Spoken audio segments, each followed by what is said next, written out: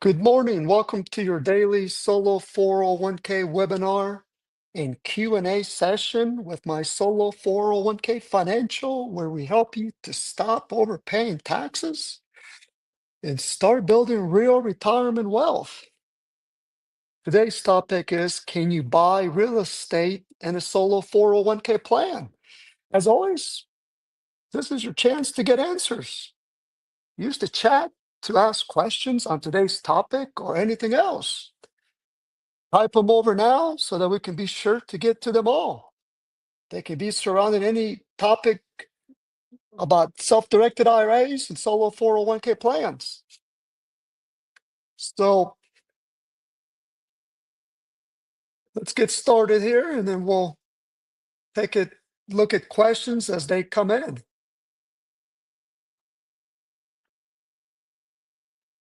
So yes, you can absolutely buy real estate in a solo 401k. In fact, for many self-employed investors, a solo 401k is one of the most powerful retirement vehicles for real estate investing because of higher annual contribution limits, the ability for both spouses to pool their funds within the same solo 401k plan, no unrelated debt finance income tax on leverage real estate, and of course, you've got checkbook control with the right plan structure. So let's break down how it works and why a solo 401k is often more advantageous than a self-directed IRA or even an IRA LLC, also known as a checkbook IRA. So what is a solo 401k plan? Well, a solo 401k is also called a one participant plan, owner only 401k. It's essentially a self-employed plan designed for self-employed individuals. So business owners with no full-time W-2 employees other than their spouse or other owners. Any entity type can sponsor a solo 401k plan, whether a sole proprietorship, limited liability company, S corporation, C corporation, partnership. Even a farmer who files a Schedule F can sponsor a solo 401k. And the solo 401k plan allows you to contribute both as an employee and as an employer. So this dual contribution structure is what makes it so powerful. Now, we often get the question of, why is a solo 401k more powerful than a self-directed IRA when investing in real estate? For one, you can make higher annual contributions with a solo 401k plan than you can with an IRA. So for instance, for a solo 401k for tax year 2025, the overall contribution limit is $70,000, whereas an IRA, it's only $7,000. So one of the biggest advantages of a solo 401k over a self-directed IRA is how much you can contribute each year. So that's a massive difference from a contribution perspective. So the result is you can accumulate capital for real estate investment much faster inside a solo 401k than inside a self-directed IRA. For tax year 2026, the solo 401k annual contribution limit went up by $2,000. It increased from $70,000 to $72,000. And that's not counting the normal catch-up of $8,000. And then there's the super catch-up amount of $11,250 for those who are age 60, 61, 62, or 63 in 2026. It's worth noting that same super catch-up amount is also available for tax year 2025.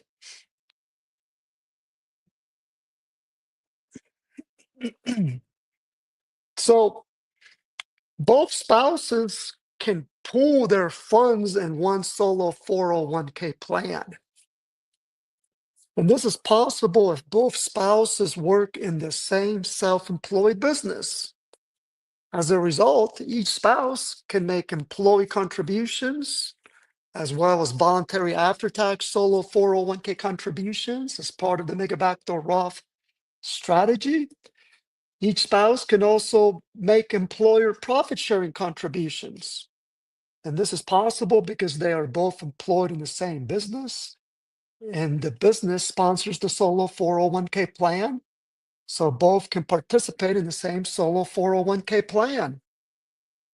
By having both spouses participate in the same solo 401k plan, this will allow for faster capital accumulation inside that solo 401k, combined purchasing power, because that solo 401k will be invested in real estate through the same plan, since both spouses are participating in the same plan, and therefore they can buy more and maybe even larger properties. So, for example, a husband and a wife operating as an LLC could potentially contribute $140,000 combined, depending on their earned income from self-employment activity for tax year 2025, creating significant buying power for real estate. So in just 1 year, they can contribute in total $140,000 for tax year 2025, resulting in getting $140,000 in that same solo 401k in just 1 year. So imagine how much you can accumulate in year 2, year 3, and so forth. So essentially, this pooling flexibility is not available in the same way with separate self-directed IRAs.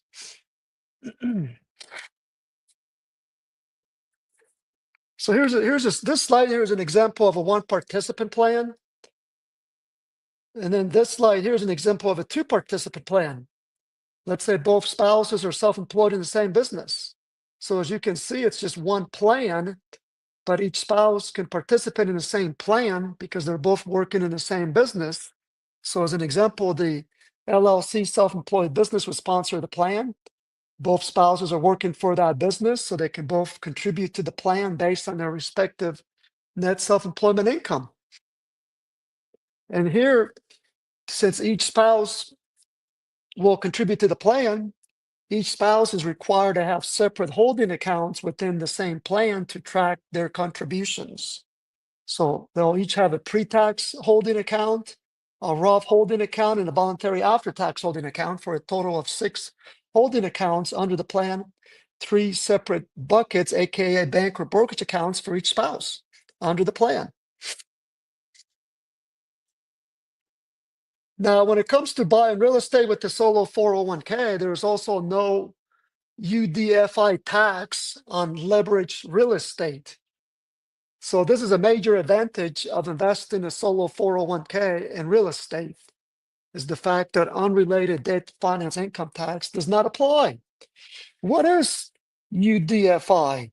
Well, unrelated debt finance income tax is a tax that applies when an IRA uses a non-recourse loan to purchase real estate. If a self-directed IRA uses debt financing, then the UDFI is going to be triggered. And as a result, a portion of the rental income becomes taxable to that self-directed IRA. And you're also going to have to file Form 990T for that self-directed IRA. And then the taxes due resulting from UDFI leverage financing, it's going to be taxed at the trust tax rates. Well, with the solo 401k, again, the solo 401k is exempt from UDFI when investing in real estate using non-recourse financing, which means that no tax on leverage rental income, no tax on leverage gains within that plan, and of course, no Form 990T is required, since the UDFI does not apply to solo 401k plans that invest in real estate. And again, UDFI is when a solo 401k borrows funds from a hard money lender or a bank as a non-recourse loan. The loan is to the solo 401k plan. And then the solo 401k plan uses those borrowed funds to invest in a rental property.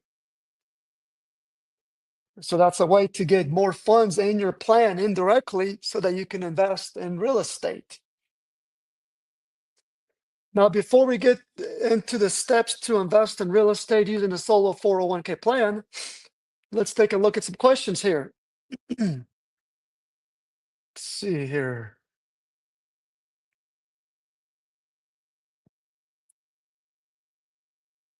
My solo 401k accounts are held through your firm with Fidelity.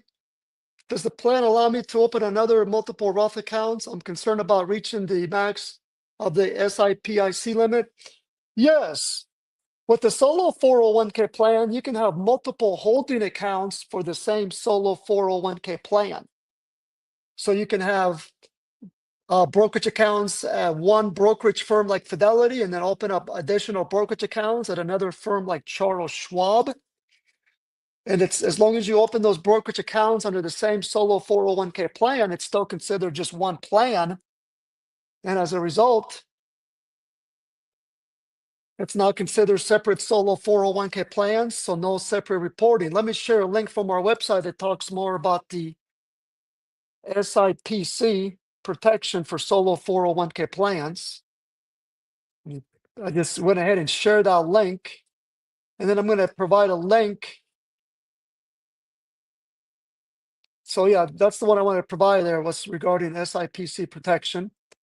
So yes, that's possible. You would open up those additional brokerage accounts in the same solo 401k plan name using the same EIN number, resulting in still being considered one plan. Because again, you can have multiple holding accounts for the same solo 401k plan. Some of our clients will have separate bank accounts in the name of the solo 401k plan, and they'll also have separate brokerage accounts in the name of the solo 401k plan. The key is that they are all open under the same solo 401k plan name, using the same plan EIN number, so it doesn't trigger any adverse reporting. Let's see here. I've taken out loans. If I pay the loan back early, will I still have to pay the interest as if I had paid it according to the schedule? No. So you're referring to a solo 401k participant loan. If you pay back the solo 401k participant loan early, you need to review the solo 401k participant loan payment amortization schedule that we prepared. And there's a tab in the bottom of that payment schedule, which is an Excel payment schedule. There's a tab at the bottom where you can click on paying off the loan. It'll list what your payoff is. So no, you cannot pay more interest than what is due at the time of the loan. So good question. Now keep in mind that if you pay a loan back, a solo 401k participant loan early, that 12-month rule still applies, which the IRS instituted to keep individuals from using their solo 401k plan as a piggy bank by processing or churning solo 401k participant loans. For example, if you borrowed $50,000 from your solo 401k plan, which is the maximum you can borrow, and then you pay back early, you're going to have to look at the highest value of that loan during a 12-month period to determine how much more you can borrow, which means you may not be able to borrow any more, or maybe just a small amount because of that 12-month restriction. Let me see if I'm going to share a link from our website that talks about that.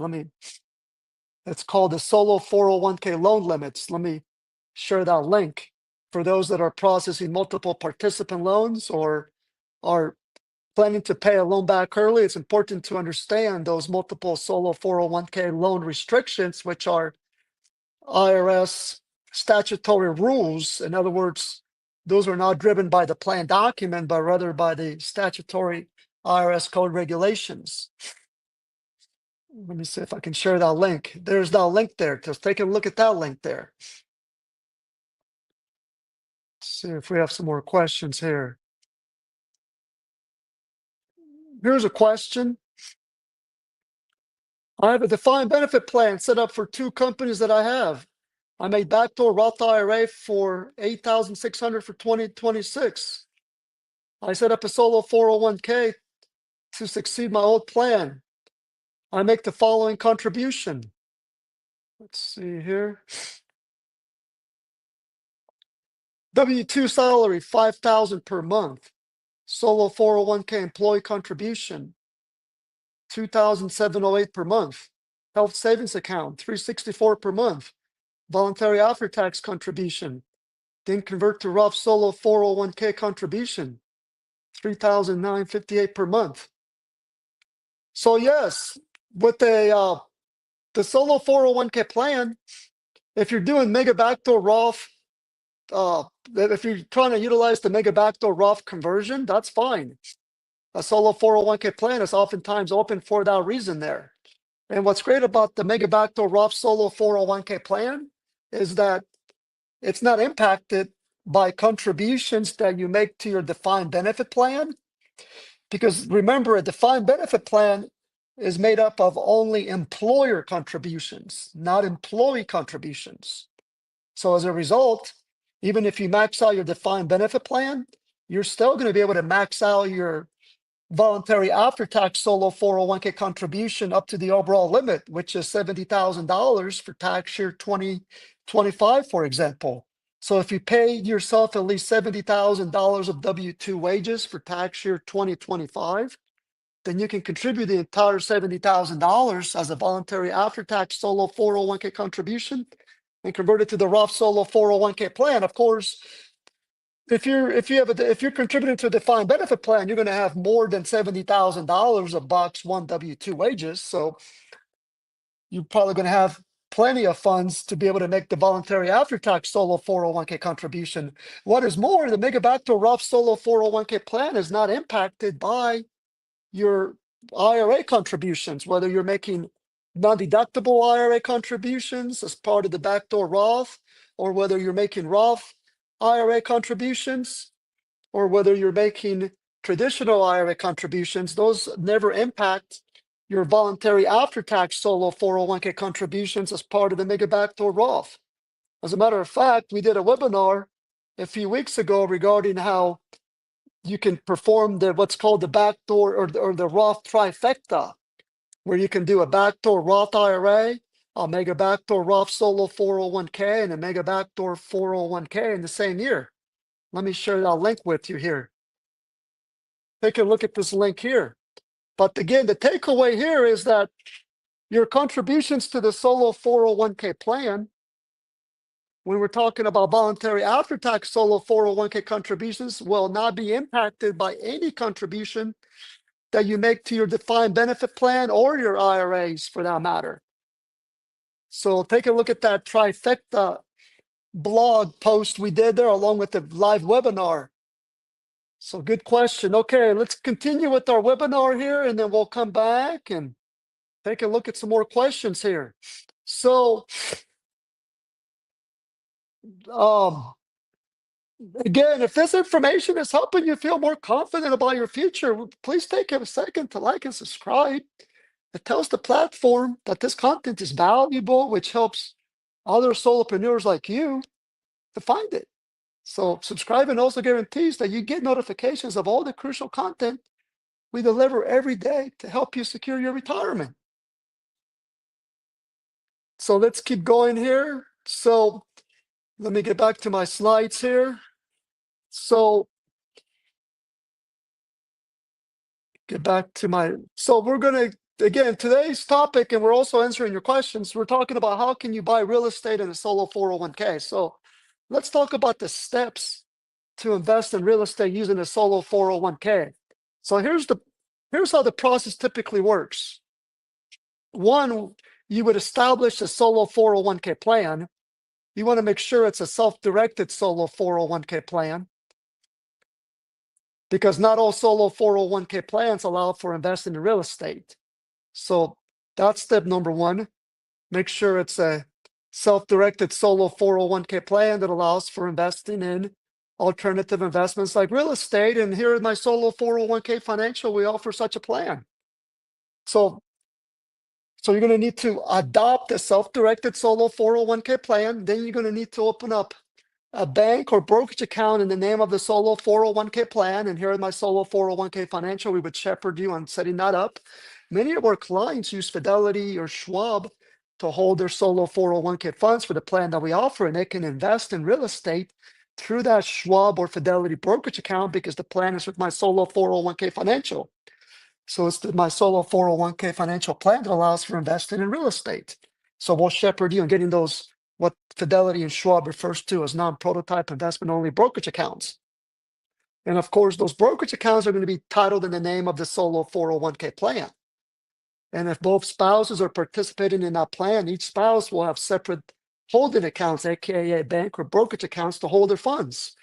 So once those are set up, then it's time to fund that plan. You'll be able to make contributions to that solo 401k plan based on your earned income from self-employment activity. You can also fund it by rolling over IRAs or former employer plans. There's no limit to the amount that you can transfer from an IRA or a former employer plan. And those transfers / rollovers do not count as solo 401k annual contributions.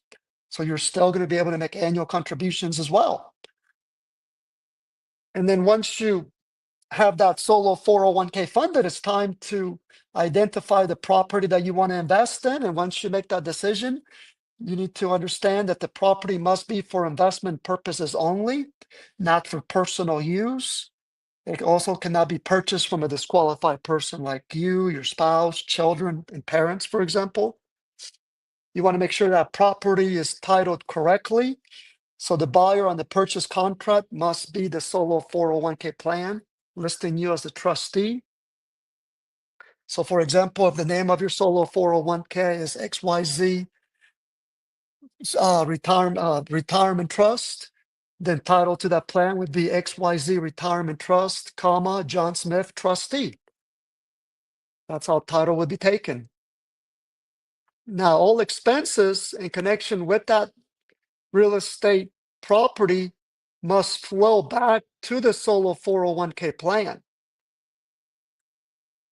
So effectively, what that means is that when it's time to fund that investment, the earnest deposit has to come from the 401k. Closing costs come from the 401k. Repairs need to be paid with funds from the 401k. Same thing with rental deposits. Those would flow directly to the 401k. Now, you can also mention, as I mentioned earlier, you can use leverage when investing in real estate through a solo 401k through a non-recourse loan. So if financing is used, the loan is to the solo 401k. It must be non-recourse. And the lender cannot require any personal guarantee. Effectively, only that property that's used,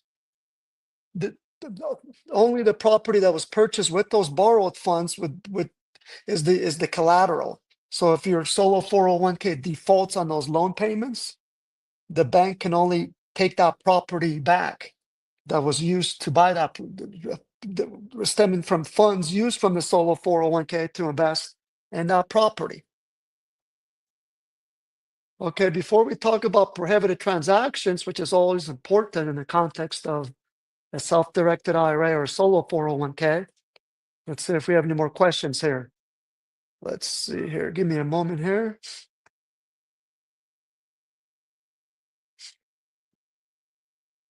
Where are we here?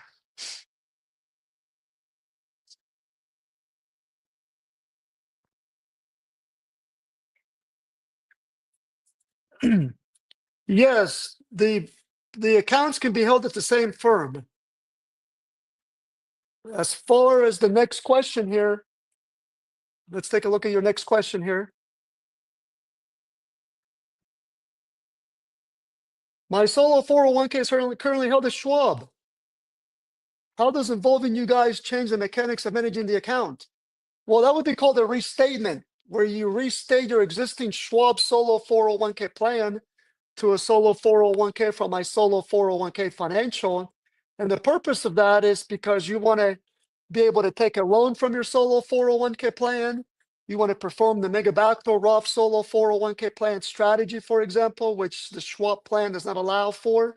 And that's called a restatement. And we restate plans from Schwab consistently on a weekly basis, if not more often. Let me share a link from our website that talks more about how to restate an existing Schwab solo 401k to my solo 401k financial, and you're actually going to be able to still use Charles Schwab to hold the solo 401k fund under our plan inside what Schwab refers to as company retirement brokerage accounts. Let me share this link with you here that talks about how that restatement process works. Take a look at that. And that also has a good video that breaks down the entire process as well. Let me get that link over here so you can see it here. So take a look at that link right there. Okay, let's see if we have some more questions here. Now, keep in mind, we'll be going live again here in a few hours. So if we don't get to your questions now, you can log in again and answer your questions here in a couple hours. We go live typically at least once a day, oftentimes twice a day. And today we're going to go live a second time at 1 p.m. Pacific time. Let's see if we have some more questions here.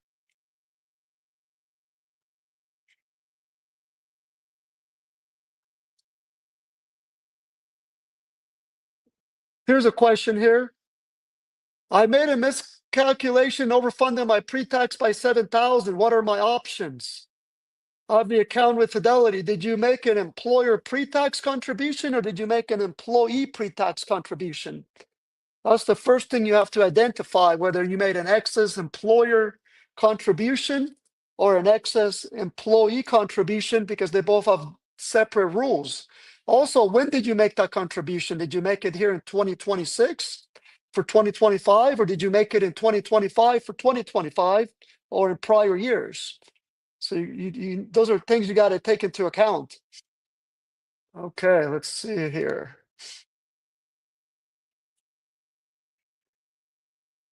Give me a moment here. See if we have some more questions here.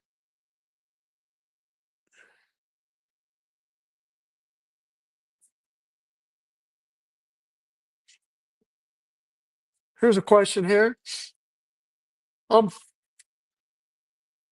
53-year-old. Can I make up to 80,000 through my mega Roth contribution by a Roth 401k after tax contribution? No, the maximum annual voluntary after tax solo 401k contribution as part of the mega backdoor Roth is the overall limit. The catch-up contribution can never be applied to the voluntary after-tax solo 401k. Instead, you would apply that directly to the Roth solo 401k bucket. So if you're making contributions for tax year 2025, for example, then let me pull up my slide here. For 2025, you can contribute $70,000 as a voluntary after-tax solo 401k contribution. So to this bucket right here, and then convert it to the Roth solo 401k. And then your catch-up contribution of $8,000, or excuse me, $7,500 if we're talking about tax year 2025. That catch-up contribution, you would deposit that directly to the Roth solo 401k. So just the voluntary after-tax bucket can hold the overall limit, which is $70,000 for tax year 2025, and then you would convert that to the Roth solo 401k. But the catch-up contribution can never be applied to the voluntary after-tax solo 401k. That would instead flow directly to the Roth solo 401k brokerage account. And of course, for 2026, that limit increased to $72,000. So you would contribute $72,000 to the voluntary after-tax solo 401k bucket. And then the catch-up contribution of $8,000, you would contribute that to the Roth solo 401k bucket directly. Once you make that $72,000 voluntary after-tax solo 401k contribution to that voluntary after-tax solo 401k bucket, you need to make sure you immediately convert it to the Roth solo 401k and then complete our online conversion form once you've converted those funds, so that we collect the necessary information to issue the Form 1099-R to report that mega backdoor Roth. Now, keep in mind, you need to have enough net self-employment income in order to support your contributions, whether voluntary after-tax, employer pre-tax, employee, Roth. employee pre-tax, or catch-up. All solo 401k contributions are based on your earned income from self-employment activity.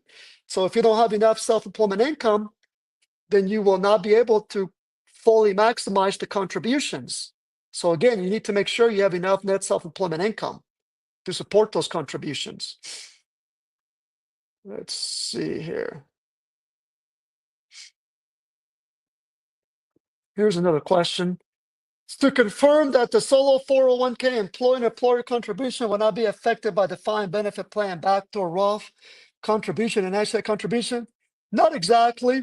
I'm saying that voluntary after-tax solo 401k contributions are not impacted by contributions that you make to your defined benefit plan. Let me see if I can share a link from our website that talks more about that. So I'm going to share a link with you. However, employer contributions are impacted. If you contribute to a defined benefit plan, then the maximum you can contribute to a solo 401k as an employer profit sharing contribution is 6% of your net self-employment income.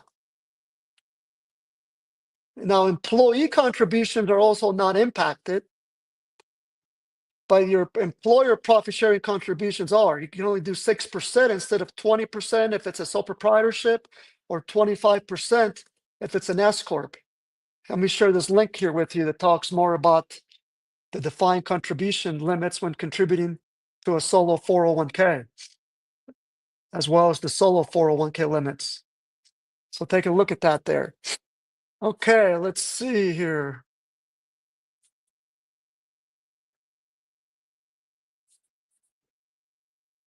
So you made your excess contribution in December 2025 for 2025. Was it an employee? So did you make it as a pre-tax did you make it as a profit sharing contribution or as an employee contribution? That excess contribution, we need to know that as well.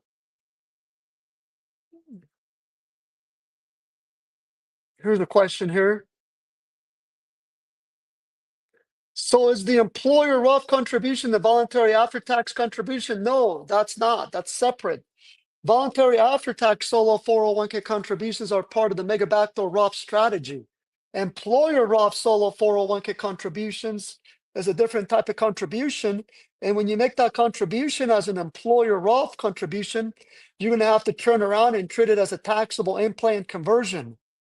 So make sure to complete our conversion form on our website. You would complete the pre-tax in-plan conversion form for that employer Roth solo 401k contribution, and we would issue the form 1099-R to report that employer Roth solo 401k contribution as being taxable as an in-plan pre-tax conversion on your personal tax return by issuing form 1040. Okay. Okay, you said it was, here we go. Yes, that excess contribution was made as an employee contribution. So you're going to have to remove that employee contribution that you made for 2025. You need to remove it by April 15 of this year. And you need to fill out Fidelity's distribution form to have those funds removed. You're going to have to remove the basis and the earnings. There may have been some small earnings that accumulated as a result of that excess contribution. Let me share a page from our website that talks about removing excess contributions. So again, if you made an excess employee contribution, you need to remove it by April 15 of 2026 if you made it for tax year 2025, because it's an employee contribution. And if your funds are held at Fidelity inside a brokerage account, you need to fill out Fidelity's distribution form to have those funds sent back to your business bank account along with any earnings that accumulated. And you're going to have to pay taxes on those earnings that accumulated. Take a look at that link I just shared with you. Okay, let's continue here with our webinar, our topic for today, which again, we're talking about, can you buy real estate in a solo 401k? Let's get back to my slides here. We want to talk about prohibited transactions, which is very important, especially when making alternative investments like real estate through a solo 401k plan. So the IRS prohibited transaction rules apply to solo 401k plans, pretty much like IRAs. So These prohibited transaction regulations are found under Internal Revenue Code Section 4975. So disqualified persons include you, the participant, your spouse, your parents, your grandparents, your children, essentially any entity you control where you have a 50% or more ownership. So you cannot engage in real estate transactions with those individuals. So an example of a prohibited transaction would be if you use the property for personal use, whether for as your personal dwelling or as a vacation property. You also cannot rent it out to your child. That would be prohibited.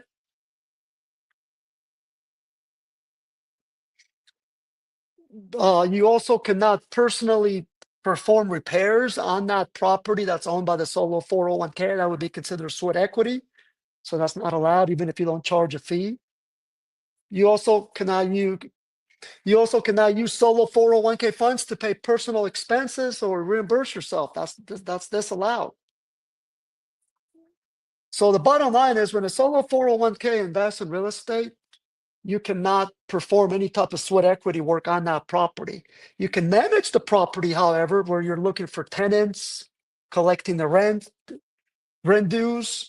You just can't receive compensation for doing those managerial functions, which are also considered trustee functions. So the rule is simple. No direct or indirect personal benefit when investing in a solo 401k in real estate. So if a prohibited transaction occurs inside a solo 401k plan, then there can be dire consequences. The entire solo 401k plan could become taxable.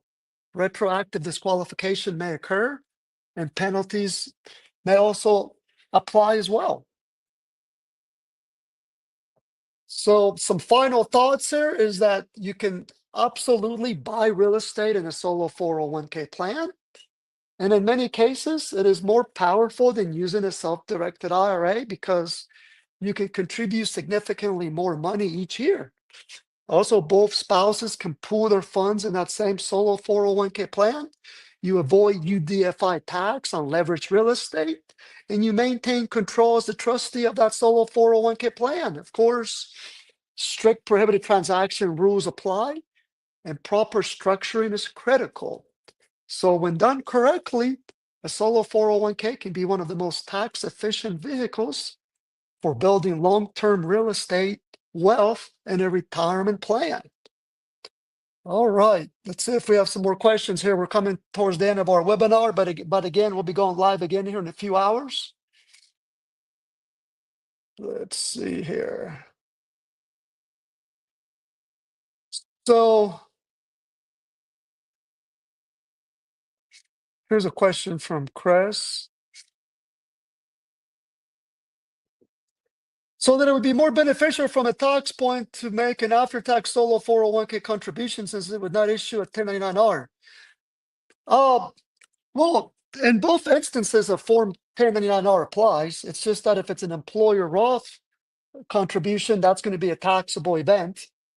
But if it's a voluntary after-tax solo 401k contribution, you don't get a deduction for that contribution. But the flip side is you convert those funds to the Roth solo 401k. So effectively, the voluntary after-tax solo 401k in conjunction with the mega backdoor Roth strategy is used to get more Roth solo 401k funds into your plan indirectly. What is more, voluntary after-tax solo 401k contributions is a dollar for dollar calculation, whereas employer Roth solo 401k contributions is a percentage calculation, which you're going to need to have more taxable W-2 wages if your business is taxed as an S corp in order to maximize your employer Roth solo 401k contributions, whereas with the solo 401k, when you make voluntary after-tax solo 401k contributions, you just need to pay yourself a minimum of $70,000 for tax year 2025, for example, or for tax year 2026, $72,000, and you can contribute that entire amount to the voluntary after-tax solo 401k and convert it to the Roth solo 401k. Okay, so great. We've come to the end of our session. That's it for today's solo 401k session. Thank you so much for investing your time. Your time is valuable. but we think that your retirement future is worth it. If you haven't yet, please like and subscribe to our channel and like us across the various social platforms and help us get the word out to other solopreneurs. We'll be back here again in a few hours with more crucial content. Until then, have a good rest of the day.